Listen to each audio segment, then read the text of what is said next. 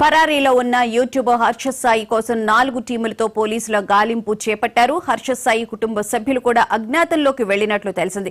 హర్ష సాయితో పాటు అతని family members ఫోన్లు స్విచ్ ఆఫ్ చేశారు. హర్ష సాయి నుంచి ప్రాణహాని ఉందని బాధితురాలు చెబుతున్నారు. కాగా బాధితురాలు ఫిర్యాదులో కీలక అంశాలు వెలుగు చూశాయి. మెగా సినిమా కాపీ రైట్స్ కోసం హర్ష పట్టుబడుతున్నట్లు ఆమె పేర్కొన్నారు. సినిమాకు బాధితురాలు నిర్మాతగా వ్యవహరించింది. మత్తు మందు ఇచ్చి తనపై అఘాయిత్యానికి పాల్పడినట్లు ఫిర్యాదులో రాసుకొచ్చింది. ఆ సమయంలో వీడియోలు తీసి కాపీ రైట్స్ ఇవ్వకపోతే వీడియోలు వైరల్ చేస్తానని బెదిరిస్తున్నాడని ఆమె పోలీసులకు ఇచ్చిన కంప్లైంట్లో ఉంది.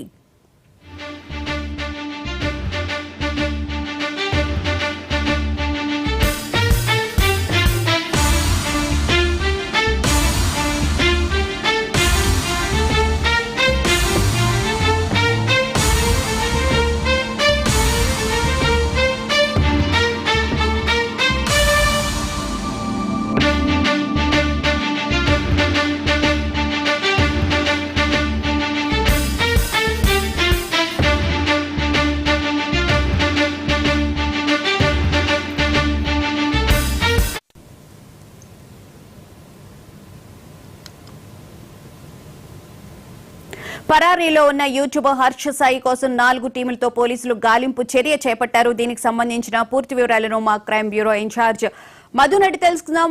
మధు, చెప్పండి, హర్ష సాయి కోసం పోలీసులు గాలింపు చర్యలు అయితే చేపట్టారు. హర్ష సాయి నుంచి ఏమైనా మెసేజ్ రావడం గానీ ఏమైనా జరిగిందా? వారి కుటుంబ సభ్యులకు సంబంధించిన ఇన్ఫర్మేషన్ ఏమైనా ఉందా?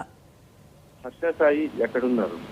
అతన్ని పట్టుకోవడానికి ఇప్పటికే రంగంలోకి దిగినటువంటి నార్సింగ్ పోలీసులు పూర్తిగా కూడా హర్ష సాయికి సంబంధించినటువంటి వివరాలన్నీ కూడా ఆర్డర్ చేయడం జరుగుతుంది.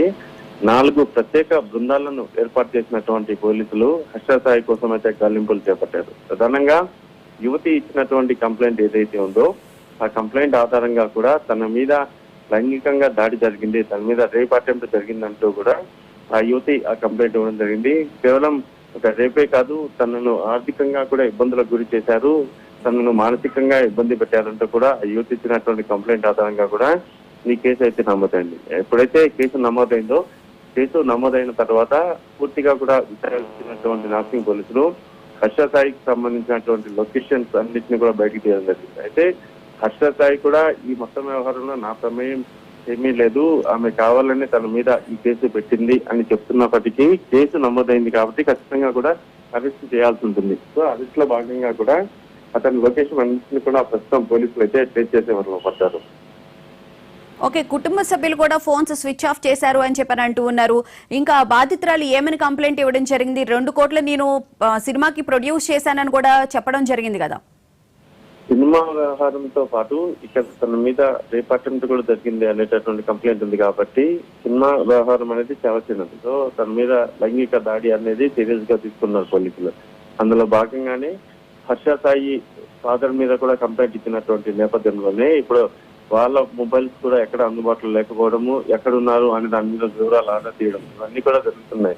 ఈ నేపథ్యంలోనే ప్రధానంగా కూడా హర్ష సాయి మీద ఎప్పుడైతే రేప్ కేసు నమోదైందో పోలీసులు కూడా ఈ మొత్తం వ్యవహారానికి సంబంధించి ఎక్కడ ఏం జరిగింది, ఎలా అనే దానికి సంబంధించి పూర్తి డీటెయిల్స్ అన్ని కూడా దగ్గర నుంచి అయితే ఆరోపించారు. సో పలానా చోట అంటే వాళ్ళు ఉన్నటువంటి ఒక అపార్ట్మెంట్ ఏదైతే ఉందో ఆ వివరాలతో పాటు హర్ష సాయికి సంబంధించినటువంటి డీటెయిల్స్ అన్నింటినీ కూడా పోలీసులకు అందించారు. అక్కడికి వెళ్ళి చూసినప్పుడు హర్ష సాయి అందుబాటులో లేదు అని తెలిసిన నేపథ్యంలోనే ఇక హర్ష సాయి లాస్ట్ సిగ్నల్ ఎక్కడికి వచ్చింది, ఎవరెవరితో మాట్లాడుతున్నటువంటి వాళ్ళ డీటెయిల్స్ వీటన్నిటిని కూడా ప్రస్తుతం పోలీసులు ఆలోచించి హర్ష సాయిని పట్టుకోవడానికి అయితే 4 బృందాలను అయితే రంగంలోకి ఉంటారు.